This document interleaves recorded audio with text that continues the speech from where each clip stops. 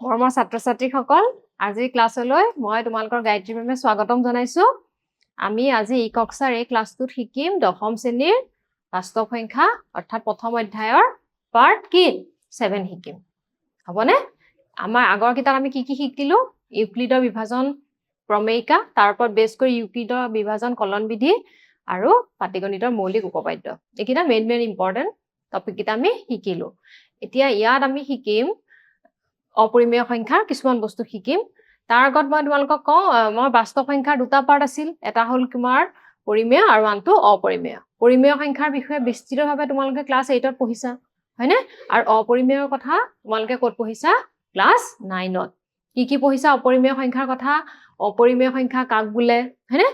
অপৰিমেয় সংখ্যাৰ উদাহৰণ অপৰিমেয় সংখ্যাৰ ধৰ্মবিলাক অপৰিমেয় সংখ্যাক আনকি তোমালোকে নাম্বাৰ লাইনতো বহুৱাইছিলা কিন্তু খালি প্ৰমাণ কৰিবলৈ কৰা নাছিলা সেইখিনি আমি ইয়াত কৰিম হৈছেনে তাৰ মানে আমি অখণ্ড অপৰিমেয় সংখ্যাৰ কি পাইছিলা p/q আকাৰত প্ৰকাশ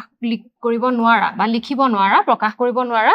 যত p আৰু q অখণ্ড সংখ্যা আৰু q not equal to 0 এটো হল ডেফিনেশন আছিল তাৰপিছত উদাহৰণবিলাক √2 √3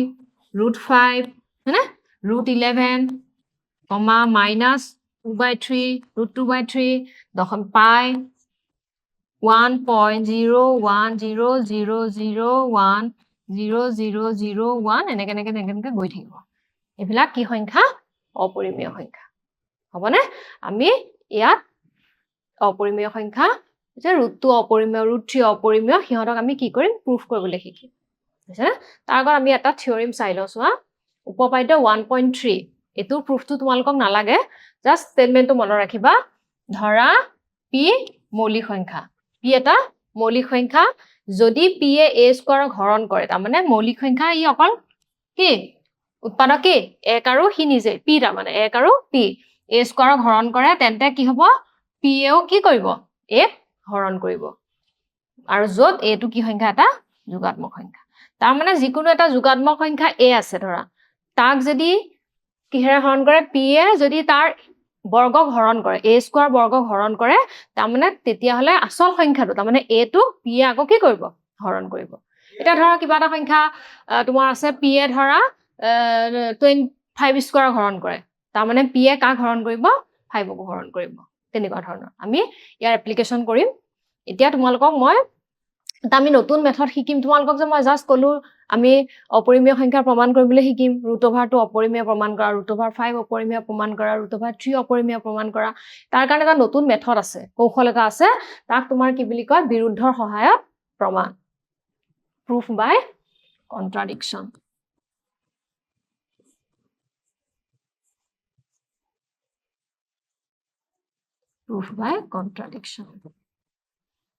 বুজিছানে ইয়াত আমি কি কৰিম এটো দি আমি কোনোবা এটা ষ্টেটমেন্টৰ সত্যতা প্ৰমাণ কৰিম প্ৰুফ কৰিম তাৰ আগতে আমি কেনেকৈ আগবাঢ়িম এটোত এই মেথডটো আমি কি কৰিম তোমাক যেটো ষ্টেটমেন্ট দিয়া থাকিব যেটো আমি প্ৰমাণ কৰিব লাগে হেতুক আমি ইনিশিয়ালি কি বুলি ধৰি লম ভুল বুলি ধৰি লম হেতুকে তোমাক কি বুলি কৈছে এই বিৰুদ্ধ শব্দটো দিছে তাৰমানে বিৰুদ্ধ শব্দটো সেই কাৰণে দিছে বিৰুদ্ধৰ সহায়ত প্ৰমাণ কৰাটো বিৰুদ্ধটো সেই কাৰণে দিছে প্ৰথম আমি ষ্টেটমেন্টটো ভুল বুলি ধৰি লম ভুল বুলি ধৰি অংকটো কৰি আগবাঢ়ি যেটা গৈ থাকিম তেতিয়া আমি এনেকুৱা এটা ৰিজাল্ট পাম যেটো তুমি অবভিয়াস তাৰমানে এটো যে ভুল তুমি দেখিলে গম পাবা যে এটো এটা আমি ভুল ৰিজাল্ট পাইছো কিহৰ কাৰণে ভুল ৰিজাল্ট পালো কাৰণ আমি ইনিশিয়ালি কি ধৰি দিছিলো আৰম্ভণিতে ভুল এটা ধৰি দিছিলো হেতুকে হল বিৰুদ্ধৰ সহায়ত প্ৰমাণ এটা আমি এক্সাম্পল দি কৰিম তেতিয়া আমি বুজি পাম এটো বিৰুদ্ধৰ সহায়ত প্ৰমাণ তো তোমালোকৰ আজি এবাৰ নতুনকৈ পাইছা বিৰুদ্ধৰ সহায়ত প্ৰমাণটো ইন্টাৰেষ্টিং খুব আহা এতিয়া আমি আৰম্ভ কৰো প্ৰথমটো সো আমাৰ কি আছে উপপাদ্য 1.4 √2 অপৰিমেয় √2 টো অপৰিমেয় এটা যে মই বিৰুদ্ধৰ সহায়ত প্ৰমাণ কলো বিৰুদ্ধৰ সহায়ত প্ৰমাণ মানে যেটো ষ্টেটমেন্ট আমাক দিয়া থাকিব হেতুক আমি কি বুলি ধৰি লম তাৰ উল্টাটো ধৰি লম তাৰ মানে যত √2 অপৰিমেয় দিয়া আছে আমি যেহেতু বিৰুদ্ধৰ সহায়ত প্ৰমাণ মেথডটো ইউজ কৰিম আমি কি ধৰি লম √2 পৰিমেয় বুলি ধৰি লম বুজিছানে তেনেহলে আৰম্ভ কৰো আমি প্ৰমাণটো মনোযোগ দিবা প্ৰমাণ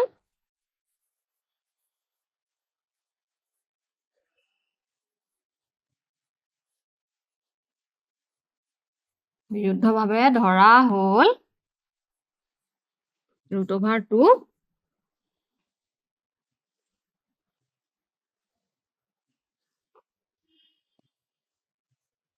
ধৰিম অপৰিমেয় দি আছে আমি স্টেটমেন্টৰ উল্টাটো মানে পৰিমেয় ধৰিম হৈছে এতিয়া যেতিয়া পৰিমেয় সংখ্যা হ'ল পৰিমেয় সংখ্যাক আমি কি আকাৰ প্ৰকাশ কৰিব পাৰো p/q ফৰ্মত আনিব পাৰো যত p আৰু q টো কি হ'ব অখণ্ড সংখ্যা আৰু p আৰু কি হ'ব সহমৌলিকটো মনত আছে নে এতেকে √2 ইকুৱেল টু p/q লিখিলো যত pq অখণ্ড সংখ্যা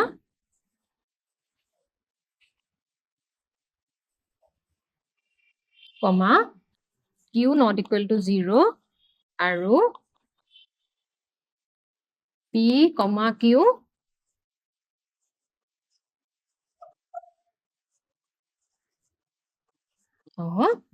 সহমৌলিক মানে মনত আছে নেকি সহমৌলিক দুটা সংখ্যা সহমৌলিক কেতিয়া হ'ব যেতিয়া সিহঁতৰ গৰিষ্ঠ সাধাৰণ উৎপাদক গসাউটো কি হ'ব 1 আহিব তাৰ মানে সিহঁতৰ সাধাৰণ উৎপাদক কি সবতে ডাঙৰটো কি হ'ব 1 আহিব বুজি পাইছা এতিয়া আমি পিছৰখিনি আৰম্ভ কৰো এতিয়া √2 p/q ধৰিলো নেক্সট মই কি কৰিম স্কয়াৰ কৰিম √2 square equal to p/q square কি কৰিলো মই দুই পক্ষ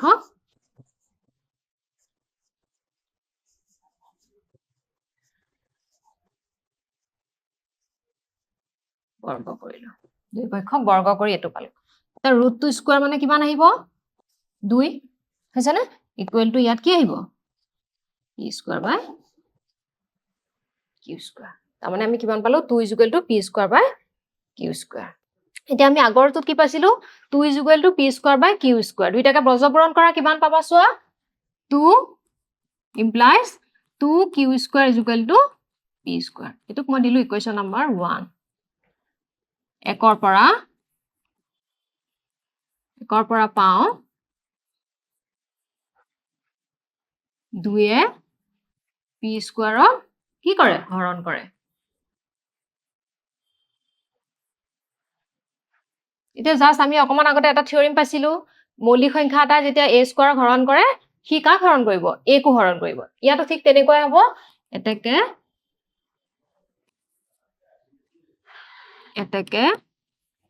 2 এ p কো হৰণ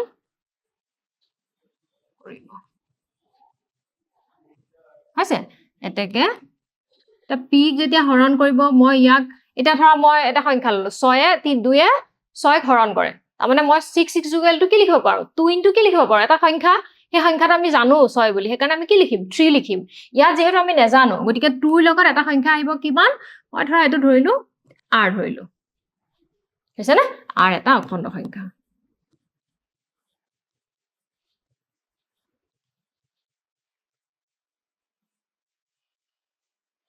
হৈছে এতিয়া তোমাৰ পাম আমি ইয়াকো বৰ্গ কৰিম p square 2r whole square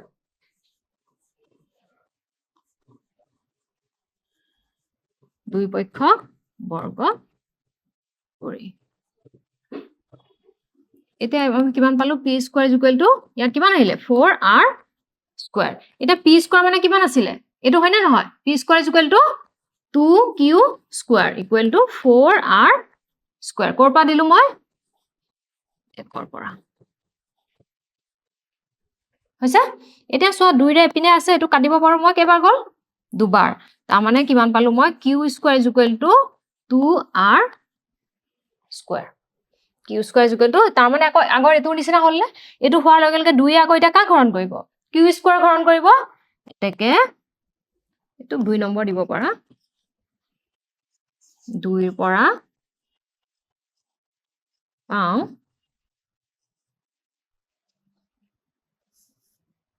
2 এ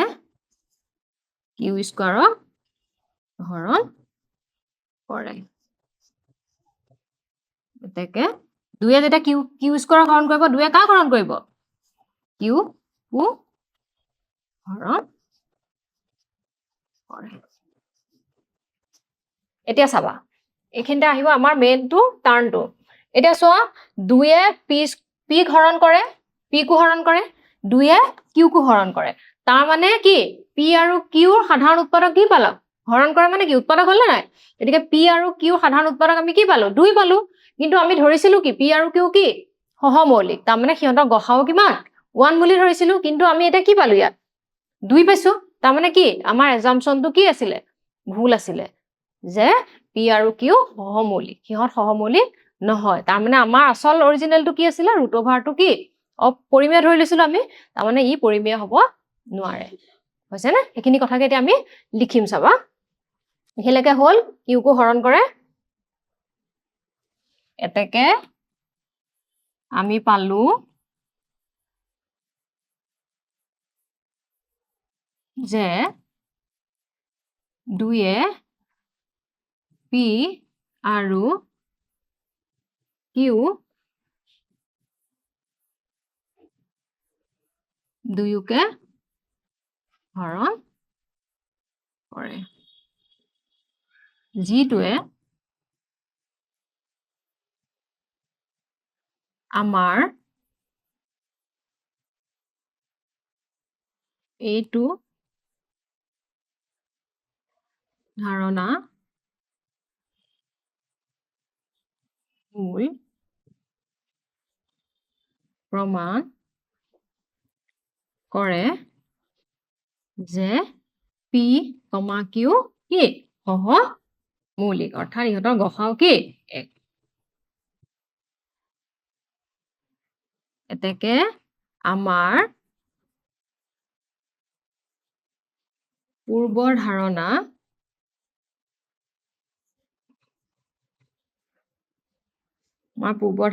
অৰ্থাৎ কি আছিল আমাৰ প্ৰথম ধাৰণাটো কি আছিলে ৰুট অভাৰটো পৰিমেয়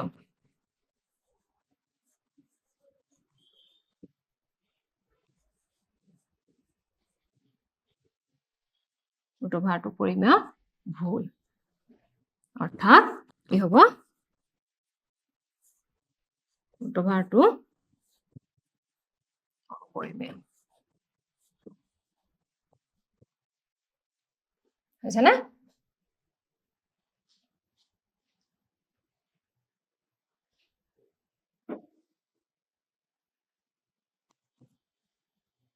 প্ৰমাণ কৰা হয়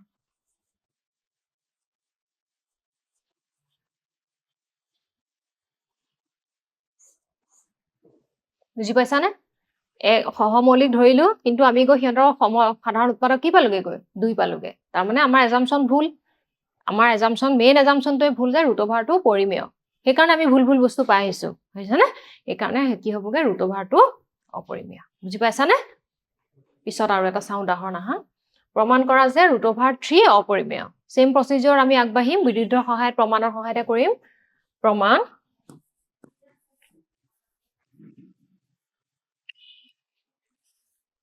বিৰুদ্ধভাৱে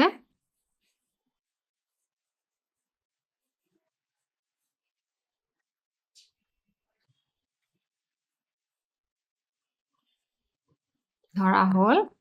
ৰুট অভাৰ 3 পৰিমেয় এতেকে root over 3 is equal two ইয়াত মই a বাই b ধৰিলো আগতে আমি কি ধৰিছিলো p বাই q হৈছেনে a b অখণ্ড সংখ্যা কমা b not equal to 0 আৰু a আৰু b কি হ'ব লাগিব কোৱাচোন কি হ'ব লাগিব গুড সহমৌলিক হ'ব লাগিব আৰু a কমা b সহমৌলিক হৈছে এতিয়া চোৱা আমি কি কৰিছিলো নেক্সট ষ্টেপ আমি ইহঁতৰ বৰ্গ কৰি চাম ইহঁতৰ কি আহে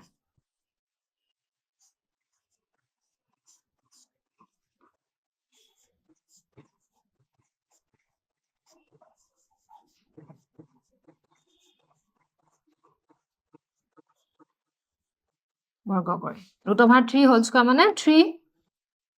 ইয়াত আহিব a square by b square হৈছে নেক্সট আমি কি কৰিম এতিয়া ইহঁতৰ ক্ৰছ মাল্টিপ্লিকেশ্যন মানে ব্ৰজ পূৰণ কৰিম 3 ইজ ইকুৱেল টু আমি পালো a square by b square এতিয়া যদি মই ব্ৰজ পূৰণ কৰোঁ কি আহিব 3b square is equal to a square তোক মই 1 নম্বৰ দিলো এটোৰ পৰা কি হয় 3 এ কাক হৰণ কৰিব a স্কোৱাৰ 1ৰ পৰা পাওঁ 3 a স্কোৱাৰক হৰণ কৰে এতেকে আগৰ আমি থিওৰিমটো যে পাইছিলো 3 কাক হৰণ কৰিব a কো হৰণ কৰে এতেকে যেতিয়া হৰণ কৰিব তেতিয়া কি হ'ব মই আগৰ এক্সাম্পলটো তোমাৰ দিছিলো যদি তোমাৰ 3 তোমাৰ ধৰা হেৰি হৰণ কৰে 12 হৰণ কৰে হৈছে না 3 12 হৰণ কৰিলে তেতিয়া হলে কি আহিব 4 বাৰ যাব তাৰমানে 4 ইনটু আমি কি দিব পাৰো 3 তেনেকে তোমাৰ ইয়াতো কি আহিব এতিয়া আমি কাৰ হলনি কাৰ হৰণ কৰে a হৰণ কৰে হয় না নহয় গতিকে a ইজ ইকুৱেল টু মই কি লিখিব পাৰো 12 ইজ ইকুৱেল টু আমি কি লিখিলো এটা 3 ইনটু 12ক আমি কিহেৰে হৰণ কৰিছিলো 3 ৰে কিমান 3 লগত আমি কিমান দিলে পাম 12 4 দিলে ঠিক তেনেকে হেতু আমি জানো সংখ্যাটো 12 বুলি কিন্তু ইয়াত আমি নেজানো a টু কি গতিকে আমি a is equal two 3 into কি দিম c দিলো c যিকোনো এটা অখণ্ড সংখ্যা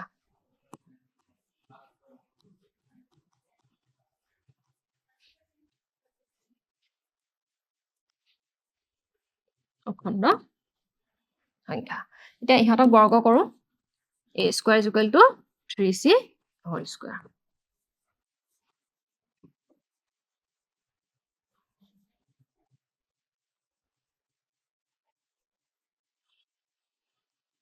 বৰ্গ কৰি a square is equal to কিমান পাম মই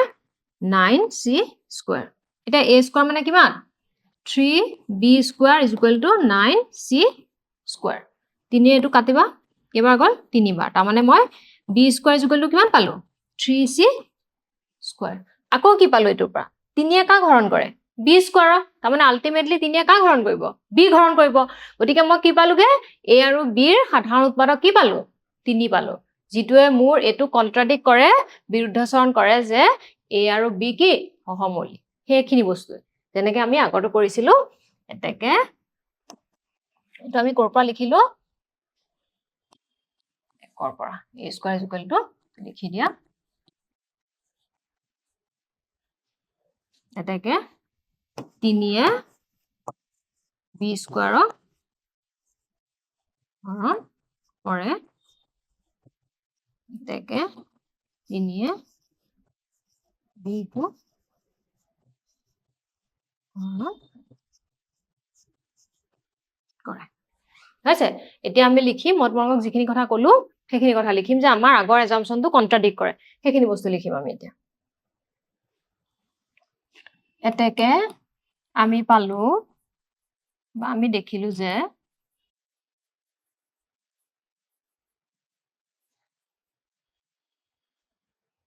3 a আৰু b দুয়োকে হৰণ কৰে a আৰু b দুয়োকে হৰণ কৰে অৰ্থাৎ a আৰু b ৰ এটা উৎপাদক ইকুৱেল টু 3 এইটোৱে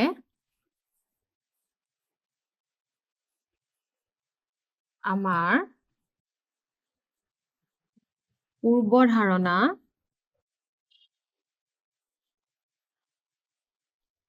a আৰু b সহমৌলিক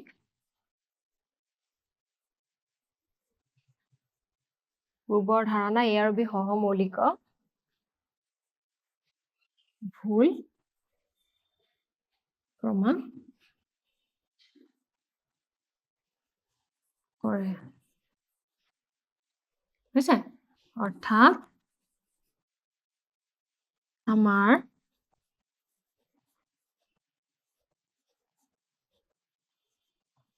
আৰম্ভণিৰ ধাৰণা √3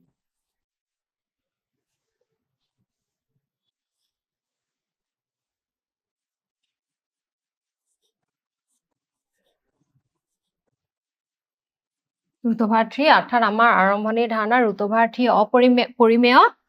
ভুল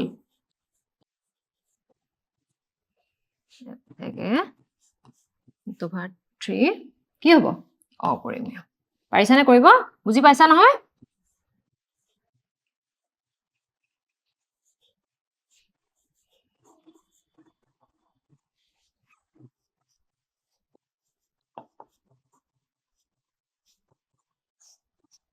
প্ৰমাণিত হৈছে না আমি দেখিলো যে 3 এ আৰু বি দুইকে হৰণ কৰে অৰ্থাৎ এ আৰু বি এটা উৎপাদক 3 এইটোৱে আমাৰ পূৰ্ব ধাৰণা এ আৰু বি সহমৌলিকক ভুল প্ৰমাণ কৰে অৰ্থাৎ আমাৰ আৰম্ভণিৰ ধাৰণা √3 পৰিমেয় ভুল √3 কি হ'ব অপৰিমেয় বুজি পাইছানে ইজি মনোযোগেৰে কৰি যাবা নেক্সট এটা দিছে চোৱা তোমালোকে এটা ধৰ্মবিলাক শিকিছিলা নে নাই পৰিমেয় আৰু অপৰিমেয়ৰ যেতিয়া অপাৰেচন তাৰমানে যোগ বিয়োগ পূৰণ হৰণ দিলে কি হ'ব এটা পৰিমেয় সংখ্যা হ'ব অপৰিমেয় সংখ্যা হ'ব সেইখিনি আমি ইয়াত কি কৰিম তোমালোকে তাত পঢ়িছিলা ধৰ্মটো আমি ইয়াত এটো প্ৰমাণ কৰিম যেনেকৈ ইয়াত এটো দিলে এটো পৰিমেয় এটো অপৰিমেয় যেতিয়া পৰিমেয়টোৰ পৰা অপৰিমেয়টো বিয়োগ কৰিবা তেতিয়া আমি আকৌ এটা কি সংখ্যা পাম অপৰিমেয় সংখ্যা পাম আহাচোন প্ৰমাণ কৰো এতিয়া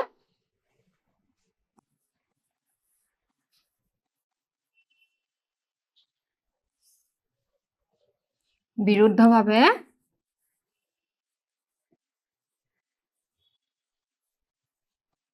ধৰা হল 5 minus √3 পৰিমেয় হৈছে না এতেকে 5 minus √3 is equal to a by b য'ত a b খণ্ড সংখ্যা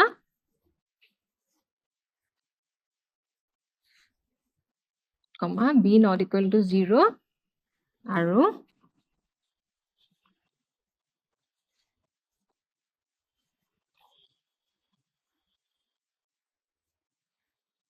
a b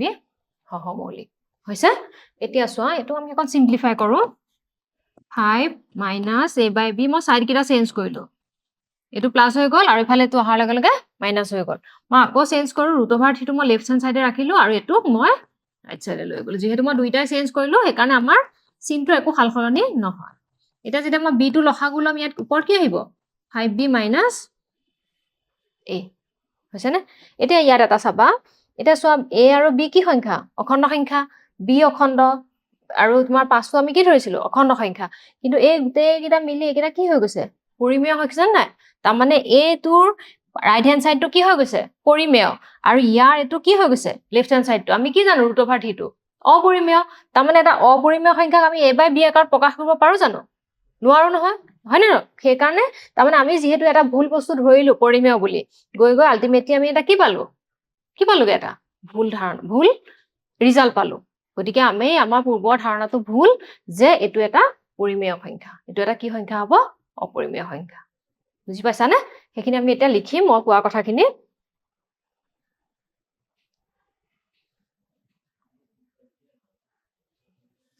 এতিয়া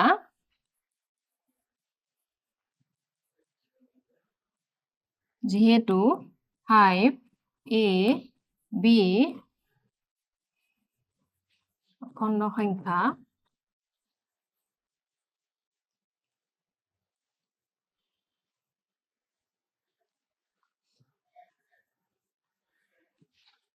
এতেকে 5b minus a by b এটো নহয় জানো এটা কি সংখ্যা পৰিমেয় সংখ্যা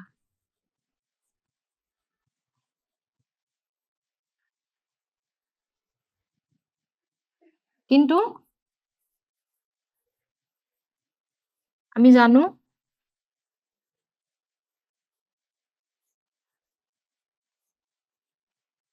এফালে কি আছিলে √3 কি আছিলে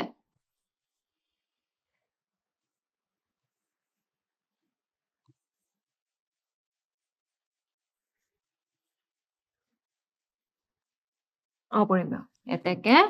√3 is equal to 5b minus a by b হৈছে না ঠিক আছে 5b minus a by b এটা অপৰিমেয়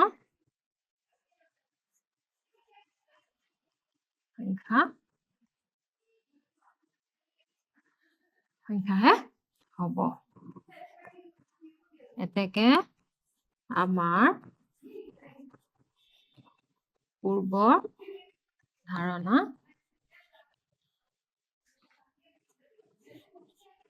ভুল যে 5 minus root 3 পৰিমেয় হৈছে অৰ্থাৎ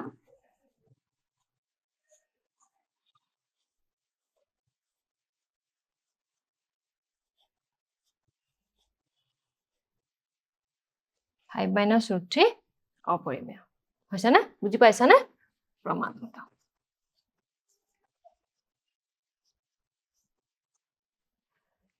চোৱা 5 minus root 3 অপৰিমেয় আমি আকৌ কি ধৰিলো বিৰুদ্ধ থিওৰি অফ কন্ট্ৰা এইটো মেথড অফ কন্ট্ৰাডিকশন মতে পৰিমেয় বুলি ধৰি ললো হৈছে নে ধৰি পেলাই আমি a by b লে আনিলো গৈ পেলাই আমি কি পালোগে এইটো এটা পৰিমেয় সংখ্যা যদি আমি এটুক পৰিমেয় বুলি ধৰি লওঁ হৈছে কিন্তু আমি ৰুট অভাৰ থ্ৰীটো আমি কি পাই থৈছো আগতে পৰিমেয় অপৰিমেয় বুলি পাই থৈছো না নাই গতিকে এইটো পৰিমেয় হ'ব পাৰিব জানো কাৰণ দুইটা সমান হয়নে সেইকাৰণে এইটো পৰিমেয় হ'ব নোৱাৰে কিহৰ নোৱাৰিলে সেইকাৰণে আমাৰ কাৰণ আমি প্ৰথমতে ভুল এটা বস্তু ধৰি থৈছো গতিকে আমাৰ পূৰ্বৰ ধাৰণাটো ভুল যে 5 minus root 3 পৰিমেয় অৰ্থাৎ 5 minus root 3 টো কি হ'ব লাগিব অপৰিমেয় হ'ব লাগিব বুজি পাইছানে ধুনীয়াকৈ ক্লিয়াৰলি লিখি ল'বা নেটলি আৰু এটা আছে চোৱা দেখুৱা যে 3 root 2 অপৰিমেয় 3 root 2 আগৰ নিচিনাকে আমি ধৰো প্ৰমাণত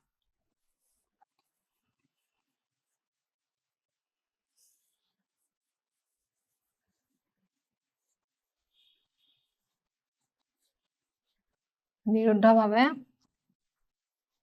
ধৰা হ'ল 3 root 2 কি ধৰিম পৰিমেয় এতেকে ইয়াক আমি a by b ফৰ্মত প্ৰকাশ কৰিব পাৰিম a by b a b অখণ্ড সংখ্যা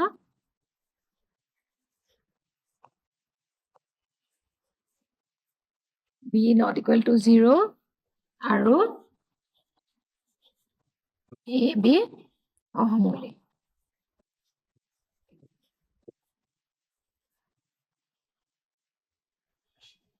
অলপ সিম্পলিফাই কৰি ৰুটটো মই এফালে ৰাখিলো তিনিটো এফালে পূৰণ হৈ আছে এফালে নিয়াৰ লগে লগে ক'লে যাব তললে বুজিছানে a by কি আহিলে 3b আহিলে এতিয়া চাবা এইটো অখণ্ড এইটো এটা অখণ্ড সংখ্যা তিনিটা অখণ্ড সংখ্যা তাৰ মানে আমাক এই গোটেইকেইটা এই ৰাইট হেণ্ড সাইডটো কি বুলি দিব আমাক এটা কি সংখ্যা দিব এটা পৰিমেয় সংখ্যা দিব কিন্তু এইটো সাইড পৰিমেয় এইটো সাইড অপৰিমেয় কাৰণ ৰুটটো অপৰিমেয় আমি প্ৰুফ কৰিছো জানো আমি গতিকে এইটো অপৰিমেয় দুইটা উল্টা উল্টা হ'ব পাৰিব জানো যেহেতু সমান সমান দুইটা সংখ্যা নোৱাৰে কিহৰ কাৰণে নোৱাৰে কাৰণ আমি ভুল এটা বস্তু ধৰিলো গতিকে আমি আকৌ এইটো বিৰুদ্ধৰ সহায়ত প্ৰমাণৰ দি আমি দেখুৱালো যে ৰুট অভাৰ থ্ৰীটো কি অপৰিমেয়হে হ'ব লাগিব বুজি পাইছানে এতিয়া খিনি আমি কৰো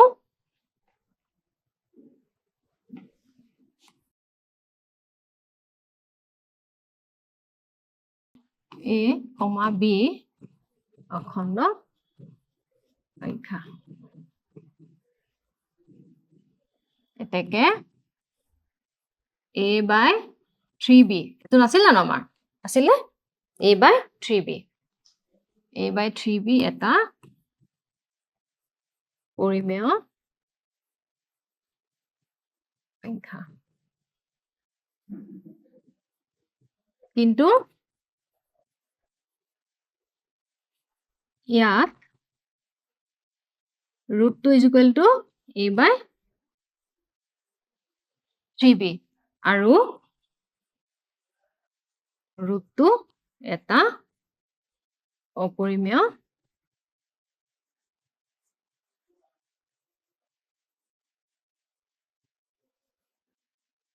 সংখ্যা এতেকে a by 3b পৰিমেয় হ'ব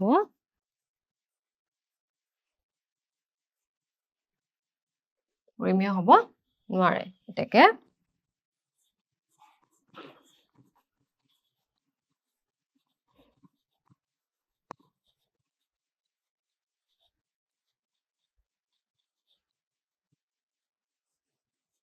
আৰম্ভণিৰ ধাৰণা ভুল যে কি আছিলে আমাৰ 3√2 হয়নে নহয় এতেকে আমাৰ আৰম্ভণিৰ ধাৰণা ভুল যে 3√2 পৰিমেয় অৰ্থাৎ 3√2 কি হ'ব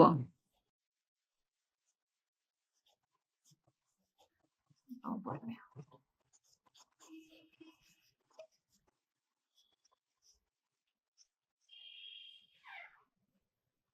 হয়ছানে বুজি পাইছানে গোটেইখিনি বস্তু এতিয়া চাবা আমি এটা যিখিনি পঢ়িলো তোমাৰ আমি এতিয়া বিৰুদ্ধাচৰণ অপৰিমেয় সংখ্যা পঢ়িলো বিৰুদ্ধা মেথড অফ কন্ট্ৰাডিকশন শিকিলো বিৰুদ্ধৰ সহায়ত প্ৰমাণ শিকিলো অপৰিমেয় সংখ্যাৰ কথাই পঢ়ি আছো ইয়াৰ ওপৰত বেছ কৰি আমি কেইটামান কোৱেশ্চন আনসাৰ কৰো আহা মূল্যাংকন কৰো এটা প্ৰথমটো চোৱা কি দিছে √9 + 3 কি সংখ্যা অপৰিমেয় সংখ্যা এতিয়া শুদ্ধ নে ভুল এটা √9 √9 আমাৰ সংখ্যাটো কি দিছে তোমাৰ √9 + 3 এটা √9 9 টো এটা কি সংখ্যা পূৰ্ণবৰ্গ হয় নে নহয় পূৰ্ণবৰ্গ হোৱাৰ লগে লগে কি ওলাই আহিব ইয়ালে 3 + 3 তাৰ মানে আমি আলটিমেটলি কি পালো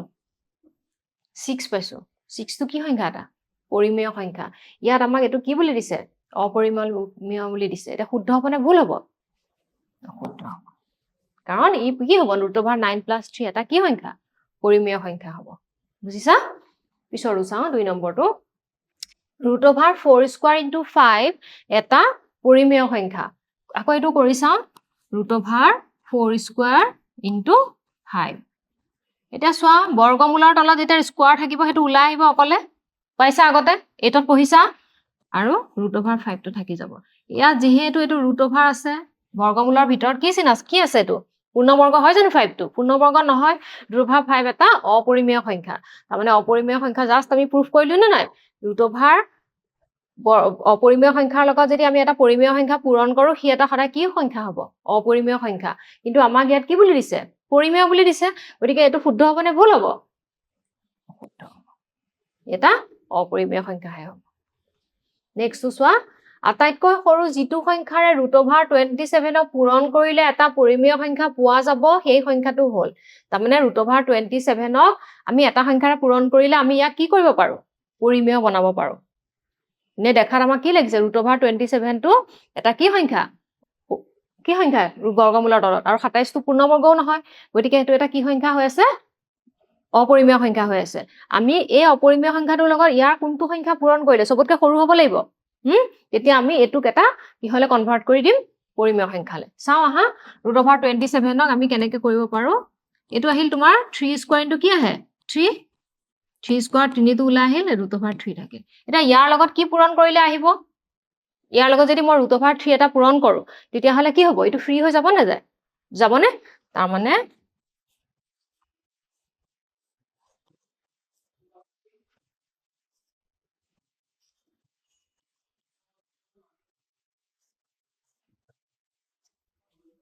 হিসানে এতিয়া আমি চাব লাগিব যে √3 টো সৰু হয় না নহয় এই 27 টো চাবা ইয়াটো কি আহিব 3√3 হৈছে 3√3 এটো দুইটা একে তাৰ পিছত আহিলে √3 অকল তাৰ পিছত আহিলে 3 তিনিটো সবতকৈ ডাঙৰ সংখ্যা √3 ভ্যালুটো কিহৰ মাজত থাকিব 1 আৰু 2 মাজত থাকিব সদায় গতিকে 3 তকৈ ইয়াৰ মান সৰু আৰু এটোৰ মানটো যেহেতু 3 টো ইয়াৰ লগত মাল্টিপ্লাই হৈ আছে বেছিয়ে হ'ব দুইটাতে একে আহিছে তাৰ মানে সবতকৈ সৰু সংখ্যাটো কি আহিলে তোমাৰ √3 আহিলে গতিকে আমাৰ অপচন কোনটো আহিব সি বুজি পাইছানে হি তাক ৰেশনালাইজ পৰিমেয় কৰিলে আৰু লগতে কি হ'ব সবতকৈ সৰু সংখ্যা বুজিছানে এতিয়া আমাৰ ইয়াত যদি আমি এটো লও এটোটো আহিব কিন্তু ই কি হ'ব সৰু নহয় কাৰণ √3 ভ্যালু হ'ল সবতকৈ সৰু গুটে কিটা যিমান কিটা ভ্যালু দিয়া আছে সবতকৈ সৰু ভ্যালুটো হ'ল তোমাৰ √3 ইয়াৰ ভ্যালুটো কিহৰ মাজত আহে বুলি কলো 1 আৰু 2 মাজত আহিব যেনেকৈ 1 আৰু 4 2 মানে √4 গতিকে √3 টো √2 তোমালোকে পঢ়িছা নাই ন নাম্বাৰ লাইনত পঢ়িছিলা নাই এইয়া হেতু এপ্লাই হৈছে বুজি পাইছানে ঠিকে আছে আজিলৈ আহো নেক্সট ক্লাছত আকৌ লগ পাম তেতিয়ালৈকে ভালকে থাকিবা থেংক ইউ